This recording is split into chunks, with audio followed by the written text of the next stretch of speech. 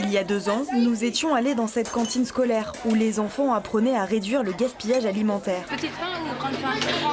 Par exemple, si des carottes t'aimes pas, tu dis petite faim. Et si si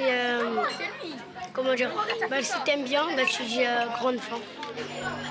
Petite ou grande faim était l'un des axes lancés dans le plan alimentation durable par la mairie de Rennes. Les objectifs, jeter moins de nourriture, plus de produits bio et durables. 2 ans plus tard, les résultats sont atteints.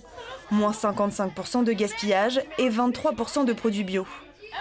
C'est une vraie réussite, mais c'est quelque chose qu'il faut continuer à faire en permanence. C'est-à-dire que si on arrête la sensibilisation, si on arrête les pesées, par exemple on fait des pesées régulièrement dans les écoles, si c'est des choses qu'on arrête, on voit bien que rapidement les vieilles habitudes reprennent. Donc c'est pour ça que c'est pas un nouvel objectif, mais c'est vraiment une continuité.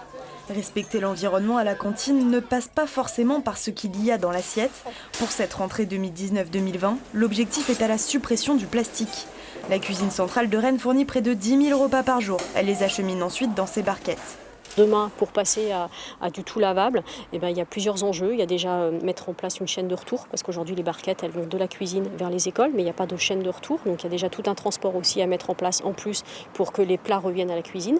Et puis du coup, il y a toute une partie logistique, poids qu'il faut mettre en plus en place, parce que du coup, c'est des barquettes qu'il faut porter pleines, puis vides, et des barquettes qui, entre l'inox et le plastique, on est à x10 en termes de poids quasiment.